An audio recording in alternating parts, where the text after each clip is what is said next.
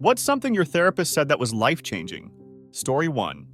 The way your parents died will never be the most interesting thing about you. It's not even the most interesting thing about them. My parents died by suicide together, and I was worried that it was going to consume me as an individual. I didn't want their deaths or my grief to become my entire identity. My brother was worried he was doomed to repeat what my parents did. What was the point of fighting it? His therapist told him, "You are the culmination of millennia of genes and family experiences. You could take over the story of a relative who was hardy, resilient, brave. Your parents are not the only people you are related to." Edit. Thanks for all the support, and glad my therapist's words help others as much as they help me. I'm doing great and my life is wonderful. As my therapist assured me, I have much more interesting things in my life. Talking freely about my parents in this way on Reddit and IRL, the good and bad stories, have been integral to my grief process, which will never end. I'm not trying to self-promote or anything weird, but I did do an AMA about my experience, which was healing in a way. I also recommend the Suicide Bereavement sub if you've lost someone to suicide and are feeling like you'll never be able to relate to anyone. Story 2. Not every friend has to be a close friend. You're able to have different kinds of friends, like levels of how close they are or how much you confide in them. I struggle with being a loner, and it affected my mental health a lot because I could count my friends on one hand. I thought of people as acquaintances or close friends with no gray area. This advice helped me appreciate more of the people who I'm not super close with, but they still have a presence in my life. Story 3. After going to couples counseling therapy for 6 months, one day the ex didn't show up. Ex, an abusive alcoholic who would get physically and verbally abusive. Therapist looked at me and said, "You do know he's never going to change?" For some reason that made me realize I need to move on. That was the 3rd time I filed for divorce from him. Soon after he remarried and divorced, he continues to hit rock bottom, but has not changed. Fired for drinking on the job, vehicle repossessed, and now lives with his parents at the age of 60. Some people never change. Story 4. He showed up and set appointments with me every day for a week, then 2 a week, then 1 a week, until we reached 1 a month, which he maintained until he retired. I had an undiagnosed disease that was devastating my life, but doctors looking for horses, not zebras, kept dismissing me as having nothing wrong with me and telling me it was all psychological. And eventually, I did become psychologically broken after a few years of not being able to get the medical help I needed. I was suicidal. I had a suicide plan, and trying to get my affairs in order was a protective factor keeping me from killing myself. But eventually, I ended up becoming impulsively suicidal, and I made an impulsive suicide attempt. So impulsive that I made the attempt unconsciously, without any thought to commit suicide in the moment. I desperately needed help. I went to a mental health clinic. They said I was beyond their resources and wanted to have me committed.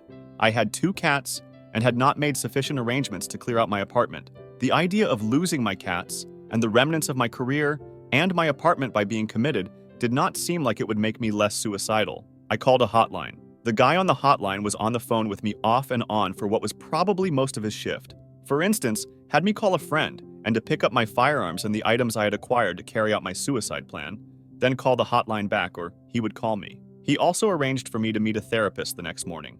He found one willing to meet me in the parking lot of his office at 7 a.m. That therapist saved my life and kept me alive during years of therapy. During the years I was working with my therapist, an immunologist finally diagnosed my disease and started treatment.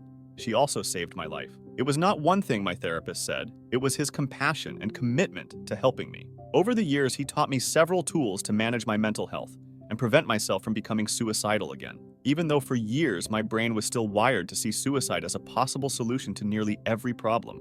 Edit. I had a few users ask me to share some of the tools I learned to manage my mental health. I answered the question below. Story 5. You have to be your own first priority if you want to show up as your best self for the people you love. I didn't really understand it at the time. How could I make myself my first priority when I knew I would be damning my siblings to a childhood of religious and emotional abuse if I chose to prioritize myself? But eventually, I took the advice and moved out.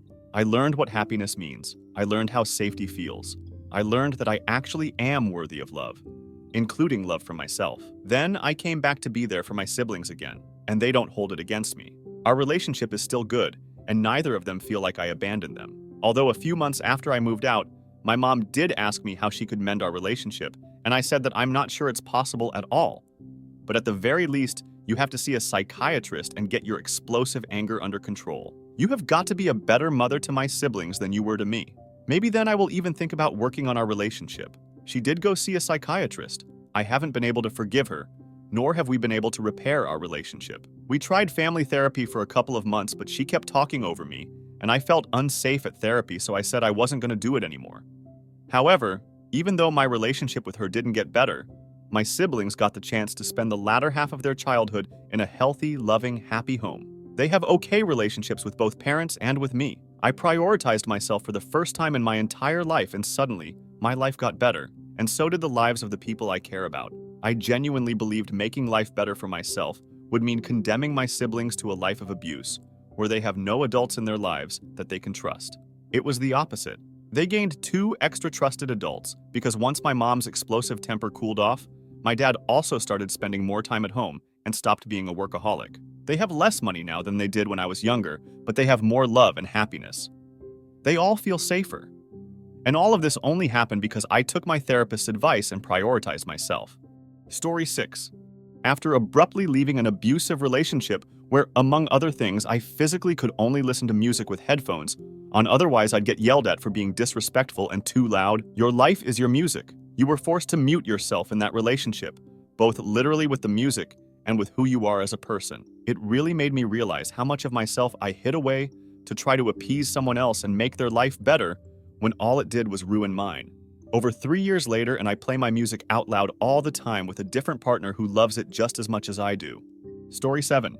It was pointed out to me that I am amazing in crisis situations, but struggle immensely in situations that are just mildly uncomfortable or unpleasant to the point where I will have what was lovingly referred to as a hissy fit. So much so that I was first a critical care nurse and now a psychiatric NP. I am great at managing a crisis. It is where I thrive. But put me into a situation where I have to tolerate some mild discomfort? No thank you. Having this pointed out to me was life-changing. I have really been working on my mental toughness and my ability to tolerate situations that are mildly unpleasant, but certainly aren't going to kill me. People like athletes and soldiers amaze me. They have a very high tolerance for mild, moderate discomfort, and this uncanny ability to almost just tune out unpleasantness and keep going in the face of discomfort. AKA, they are very mentally tough. They don't need that adrenaline that comes from a crisis to thrive. That is now what I am working on improving in myself. I have made great strides, but won't lie. I do still find myself becoming cranky and overly dramatic at times in situations that are mildly unpleasant or inconvenient, and need to remind myself to dial it down a bit and draw on my inner mental toughness, and tell myself that no one has ever died from being mildly inconvenienced. Story 8. I was struggling with needing to nurture something. My kids have gotten older, and I felt like I needed a puppy or kitten to nurture and care for. She said, why don't you try taking that energy and nurturing yourself? Thank you for watching this video. Write your comments and don't forget to subscribe.